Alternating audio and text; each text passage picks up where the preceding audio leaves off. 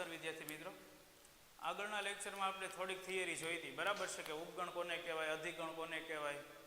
હવે નેક્સ્ટ એના પછી આગળ આપણે જોશું આજે ગણ, બરાબર છે કે આ બધા ગણનો સમાવેશ કેનો થાય, તો કે પ્રાકૃતિક સંખ્યાઓનો ગણ છે એમાં કોનો સમાવેશ થાય, પછી પૂર્ણાંક સંખ્યાઓનો ગણ છે એમાં કોનો સમાવેશ થશે, સમય સંખ્યાઓનો ગણ, અસમય સંખ્યાઓનો ગણ અને વાસ્તવિક સંખ્યાઓનો ગણ. ઓકે, તો આજ પહેલા જોઈએ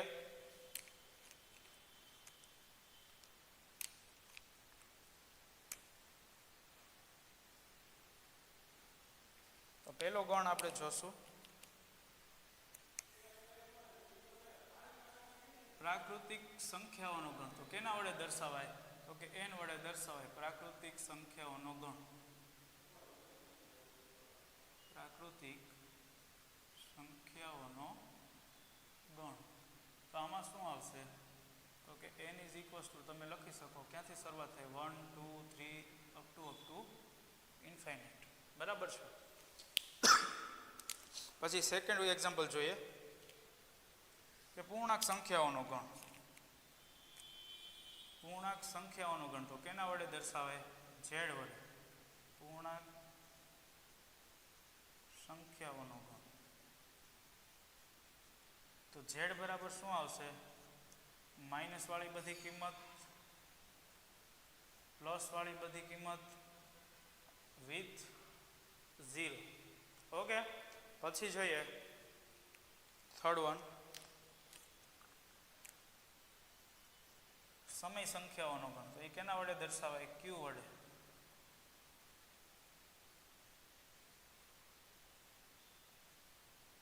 ઓકે, તો સમય સંખ્યામાં કોણ આવશે, તો આની આગળ આપણે જોયું હતું કે p/q ફોર્મ હોય, બરાબર, અંશ અને છેદ હોય, p/q, but q not equals to 0.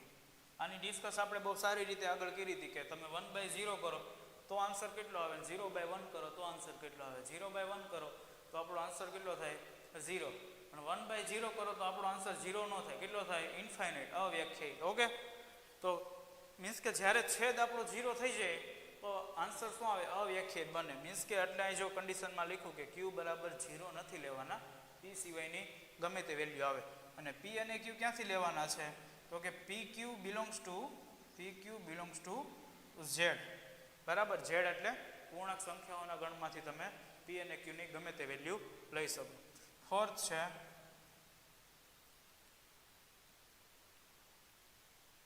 વાસ્તવિક સંખ્યાઓનો ગણ, બરાબર. તો કે વાસ્તવિક સંખ્યાઓનો ગણને આપણે કેના વડે દર્શાવશું, r વડે. તો શું લખાય, વાસ્તવિક સંખ્યાઓનો ગણ. તો r બરાબર શું આવશે, તો કે આમાં સંખ્યા નામનું જે આવે, બરાબર છે, સાર્વત્રિક ગણને આપણે ડેફિનેશન જોશું આગળ, બરાબર.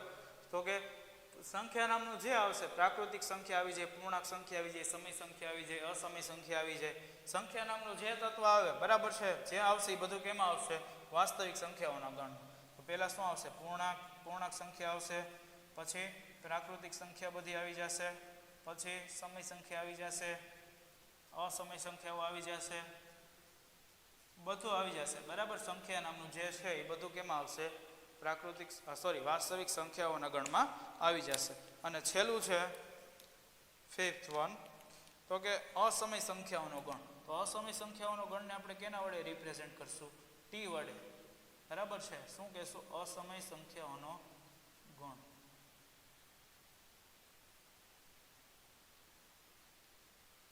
તો આમાં કોનો સમાવેશ થશે, t ઇઝ ઇક્વલ્સ ટુ, તો કે √2, √3, √7, બરાબર. આ બધી સંખ્યાઓનો સમાવેશ કેમાં થાય છે, રૂટ વાળે, તો કે અસમય સંખ્યાઓનો ગણમાં. હવે આના પછી નેક્સ્ટ આપણે ઇન્ટરવલ, બરાબર છે, અંતરાલ વિશેની ડિસ્કસ કરવી છે. તો જો તો અંતરાલ એટલે થશે શું પહેલા એ જોઈએ, બરાબર છે. 2 ટાઈપ્સ છે અંતરાલના, કે ક્લોઝ ઇન્ટરવલ, ઓપન ઇન્ટરવલ, બરાબર. તો એ જોઈએ અંતરાલ છે શું આજે પેલા.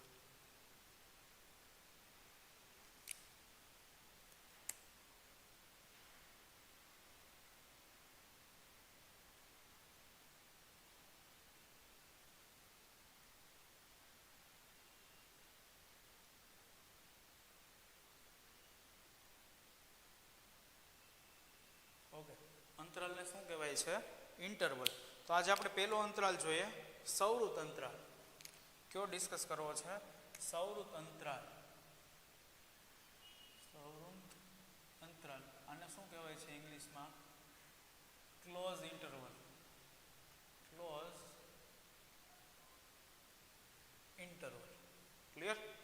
તો જો આમાં શું કહે છે કે કોઈ સંખ્યા રેખા વિચારીએ, બરાબર છે? સંખ્યા રેખા વિચારીએ, આના ઉપર એમ કહું છું એક સંખ્યા છે મારી a અને બીજી છે b, બરાબર? હું અહીં કોમેન્ટમાં લખી દઈશ કે a belongs to r, b belongs to r. એ બરાબર તમે ક્યાંથી લ્યો છો? ક્યાંથી લ્યો છો? r વાસ્તવિક સંખ્યાઓના ગણમાંથી લ્યો છો. ક્લિયર? તો a તરીકે, બરાબર, a અને b તમારી બે સંખ્યા છે. તો સૌરુત અંતરાલમાં કોનો સમાવેશ થશે? ક્લોઝ ઇન્ટરવલમાં કોનો સમાવેશ થશે? ઓકે, તો કે સંખ્યા a આવી જશે, સંખ્યા b પણ આવી જશે, પણ આની વચ્ચેની તમામ સંખ્યાઓનો ગણ. જો હજી એકવાર રિપીટ કરીએ, a આવી જશે તમારી સંખ્યા, b પણ આવી જશે, પણ આની વચ્ચેની તમામ સંખ્યાઓનો ગણ આવી જાય, બરાબર છે? એવા અંતરાલને આપણે શું કહીશું? સૌરુત અંતરાલ. પછી એને દર્શાવો કઈ રીતે? તો આને દર્શાવવા માટે જો મોટો કૌંસ, બરાબર છે, આ રીતે આપણે ઉપયોગ કરશું, ab. ક્લિયર? પહેલા હંમેશા કેવી સંખ્યા લખાશે?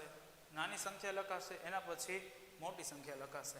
આને બીજા સ્વરૂપમાં લખવું હોય તો આ રીતે પણ લખી શકે, x less a less than or equals to, એ તમારે લેવાના છે, x less than or equals to b, b પણ લેવાના છે, એટલે શું આવશે? Equals to. ઓકે, આ રીતે પણ લખી શકાય, અથવા તો કે આ રીતે પણ લખી શકો. હવે આને શબ્દમાં લખવી હોય તો? શબ્દમાં લખવી હોય તો કઈ રીતે લખાય? આ રીતે લખાય કે નહીં? જો a belongs to r, b belongs to r અને a લેસ ધેન b હોય તો, a લેસ ધેન b હોય તો a અને b ને સમાવતી એટલે એમાં સમાવેશ થાય છે, બરાબર? સૌરુત અંતરાલમાં તો કે a અને b ને સમાવતી, પરંતુ a અને b વચ્ચેની તમામ સંખ્યાઓને સમાવતા અંતરાલને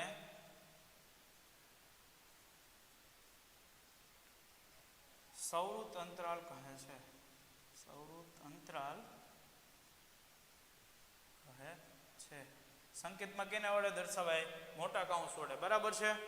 તો લખો હોય તો લખી દો હજી નોટ કરીને કે સૌરુત અંતરાલને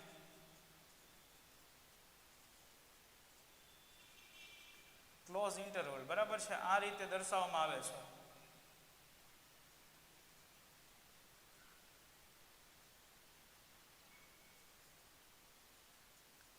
થશે ક્લિયર? ઓકે, હવે આના પછી જોઈએ બીજો ઇન્ટરવલ છે આપણો વિવૃત અંતરાલ, બરાબર? Open interval.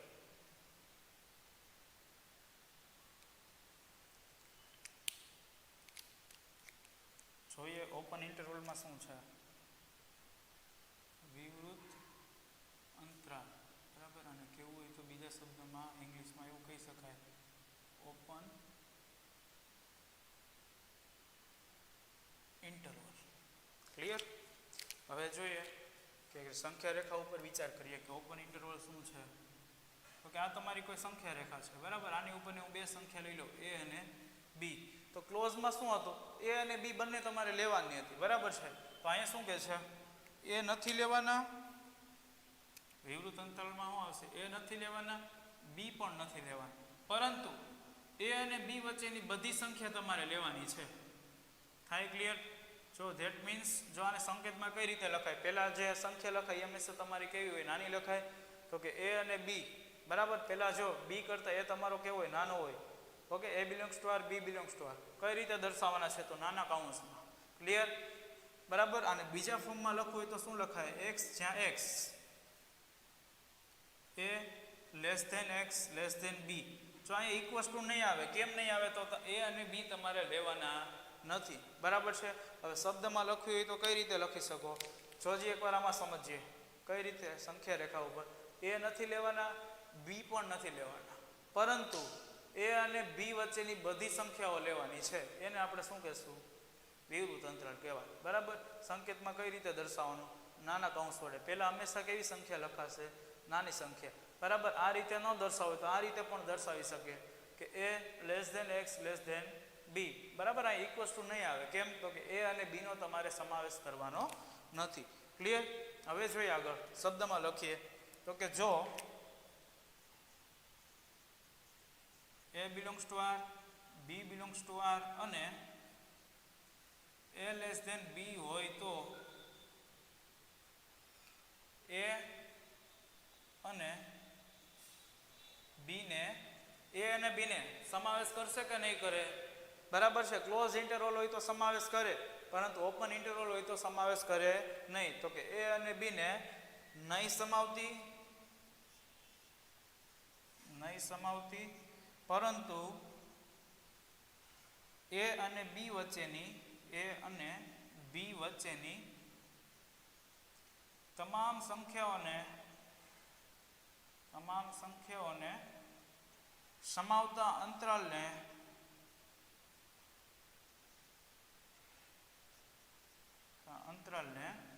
વિવૃત અંતરાલ કહેવામાં આવે છે. વિવૃત અંતરાલ કહેવામાં આવે છે. થાશે ક્લિયર? ઓકે. a અને b ને નથી લેવાના, પરંતુ a અને b વચ્ચેની બધી સંખ્યાઓને આપણે લેવાની છે. પછી આને સંકેતમાં કઈ રીતે દર્શાવશું? તો કે વિવૃત અંતરાલને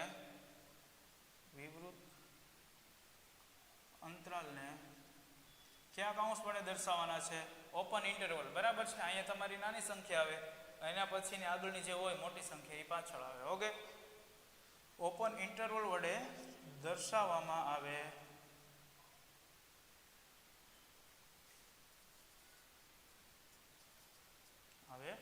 છે. ઓકે. હવે આના પછીનો જોશું આપણે સવૃત વિવૃત અને વિવૃત સવૃત. ક્લિયર?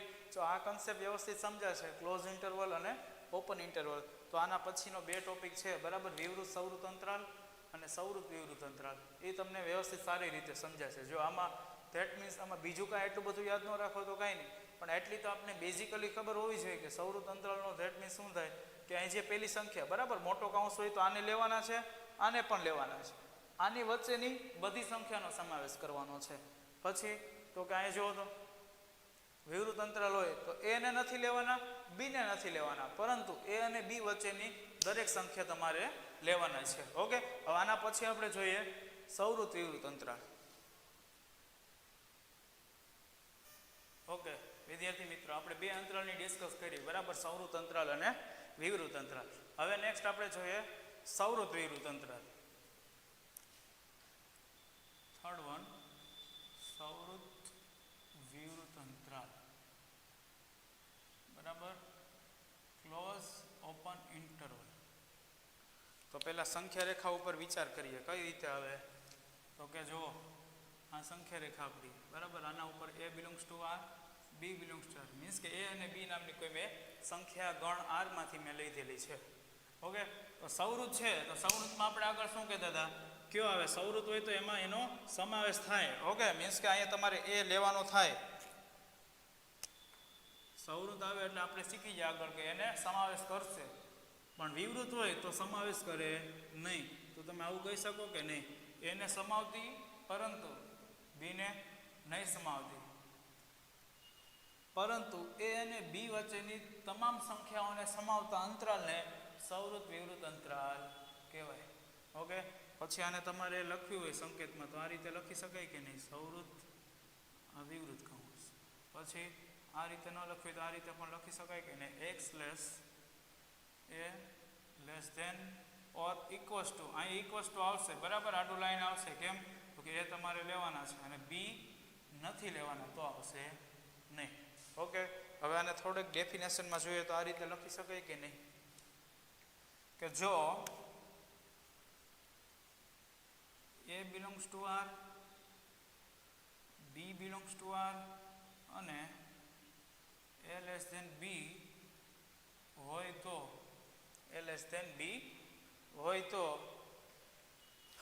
એને સમાવતી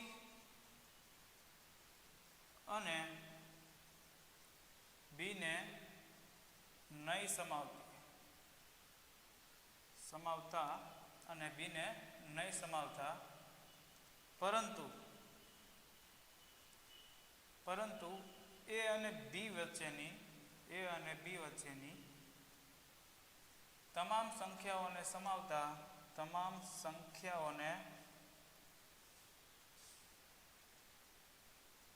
સમાવતા અંતરાલને વિવૃત સૌવૃત અંતરાલ કહે છે. સૌવૃત વિવૃત અંતરાલ કહે. સૌવૃત વિવૃત અંતરાલ કહે છે. ઓકે, સંકેતમાં કઈ રીતે લખાશે તો લખો સૌવૃત વિવૃત અંતરાલને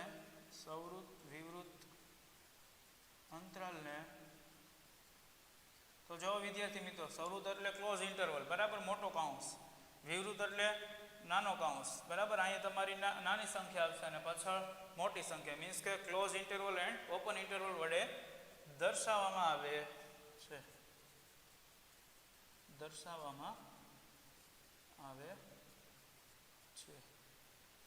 ક્લિયર? હવે ફોર્થ જોઈએ, વિવૃત સૌવૃત.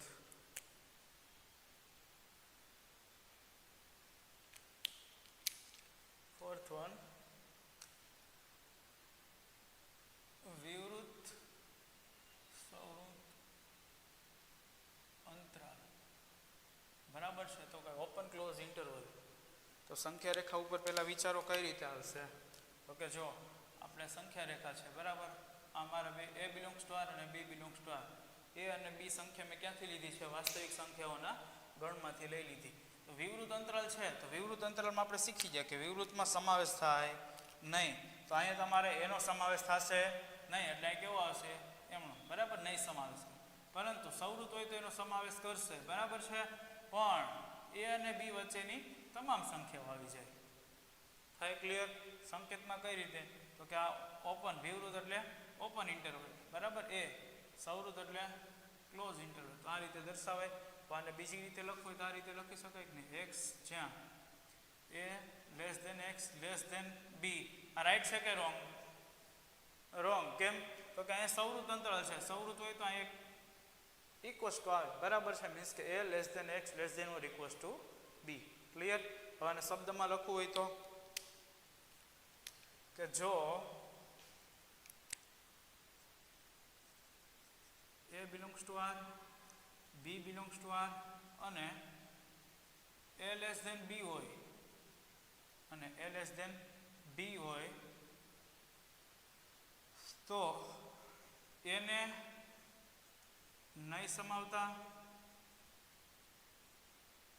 અને બીને સમાવતા, પરંતુ એ અને બી વચ્ચેની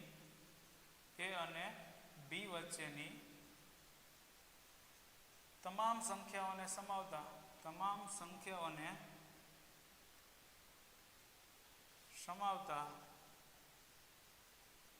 અંતરાલને વિવૃત સૌવૃત અંતરાલ કહે છે. વિવૃત સૌવૃત અંતરાલ કહેવામાં આવે છે. ઓકે, સંકેતમાં કઈ રીતે દર્શાવાય તો લખજો વિવૃત સૌવૃત અંતરાલને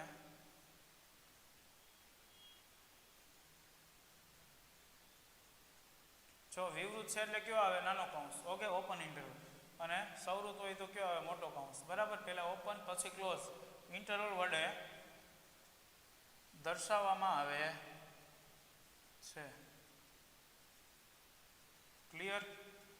ઓકે, સૌવૃત એટલે મીન્સ કે એનો સમાવેશ કરવાનો છે, વિવૃત એટલે સમાવેશ કરવાનો નથી. પછી આ રીતે પણ લખી શકો લિમિટેશનમાં કે a less than or equals to x, sorry, a less than x less than or equals to b. Means કે એનો સમાવેશ નથી કરવાનો, બીનો સમાવેશ કરવાનો છે, પરંતુ એ અને બી વચ્ચેની બધી સંખ્યાઓનો સમાવેશ કરવાનો છે. ઓકે, હવે જોઈએ આના પછી કે આર વાસ્તવિક સંખ્યાઓનો ગણ.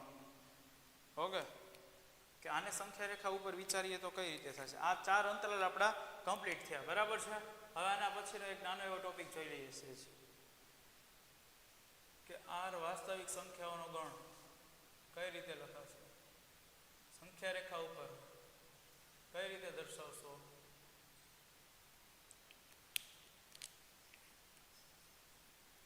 તો જો તો આખે આખા આરની વાત થાય છે. ઓકે, તો અહીં 0 આવે. આખે આખો આ ચાલુ જ હોય કે નહીં. બરાબર. અહીંયા એમ કહું માઇનસ ઇન્ફાઇનાઇટ છે, આ બાજુ મારા પ્લસ ઇન્ફાઇનાઇટ છે. તો આર બરાબર શું આવશે. આર બરાબર શું આવશે. આર બરાબર શું આવશે. Open interval minus infinite to open interval infinite. Means કે માઇનસ ઇન્ફાઇનાઇટથી ઇન્ફાઇનાઇટ લગીની બધી સંખ્યાઓનો સમાવેશ થાય. પછી હું એવું કહું કે આર પ્લસ વાસ્તવિક સંખ્યાઓનો ગણ.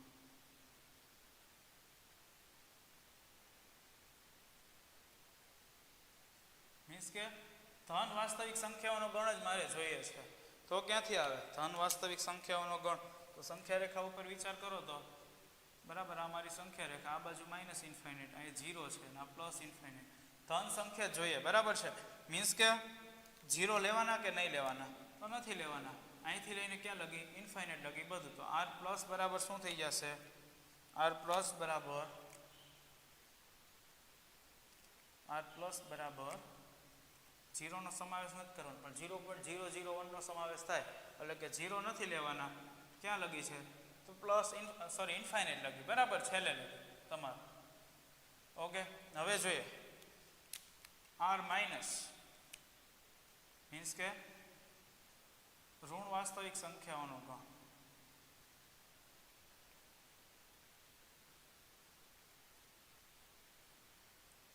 તો શું આવે. તો જો તો ઋણ વાસ્તવિક સંખ્યાઓનો ગણ. બરાબર. આ 0 છે, આ માઇનસ ઇન્ફાઇનાઇટ છે અને આ પ્લસ ઇન્ફાઇનાઇટ. તો ક્યાંથી આવશે. 0 ની આ બાજુનું બધું આવે કે નહીં. ઋણ વાસ્તવિક સંખ્યાઓનો ગણ આ બાજુ આવશે બધું. ક્લિયર. તો આને કઈ રીતે લખાશે. R minus is equals to પહેલા હંમેશા નાની સંખ્યા લખે. તો minus infinite to open interval 0. Okay, પછી હજી એક જોઈ લઈએ અનઋણ વાસ્તવિક સંખ્યાઓનો ગણ. અનઋણ એટલે ઋણ ન હોય એવી વાસ્તવિક સંખ્યા. બરાબર. તો કે અનઋણ વાસ્તવિક સંખ્યાઓનો ગણ.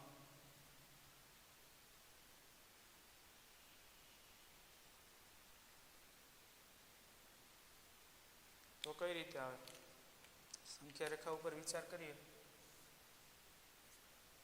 0 માઇનસ ઇન્ફાઇનાઇટ પ્લસ ઇન્ફાઇનાઇટ. બરાબર. અનઋણ મીન્સ કે ઋણ ન હોય એવી. તો ઋણ હોય એ બધી આ બાજુ આવે. તો આ બાજુ કેવી આવે. ઋણ ન હોય એવી આવે. થાય. સમજાય. ક્લિયર થાય. મીન્સ કે 0 થી લઈને પ્લસ ઇન્ફાઇનાઇટ લગીનું આવે. તો આ રીતે લખાશે કે નહીં. આર પ્લસ યોગ 0. મીન્સ કે આખે આખો વાસ્તવિક સંખ્યાઓનો ગણ છે. યોગ એટલે એનો સમાવેશ કરવાનો છે. આવું આપણે આગળ ભણશું. યોગ ગણ, છેદ ગણ. બરાબર છે. આર પ્લસ યોગ 0 થાય કમ્પ્લીટ. બીજી રીતે લખવું હોય તો આ રીતે પણ લખી શકાય કે 0 થી ઇન્ફાઇનાઇટ લગી. મીન્સ કે 0 નો સમાવેશ થાય છે. અથવા તો કે આર પ્લસ યોગ 0. આ બે રીતે આપણે દર્શાવી શકીએ. ઓકે, હવે આના પછી આપણે વાત કરીશું આગળ. નેક્સ્ટ લેક્ચરમાં આગળ મળશું. બરાબર છે. ત્યારે કેની વાત કરશું. કહેશે કોઈ પાવર સેટ. બરાબર. મીન્સ કે ઘાત ગણ. એની આપણે આગળના લેક્ચરમાં ડિસ્કસ કરવાની છે. ઓકે, ત્યાં લગી આજનું ડે ટુ ડે કમ્પ્લીટ કરશું અને રિટર્ન વર્ક કમ્પ્લીટ સબમિટ કરાવવાનું છે. ઓકે.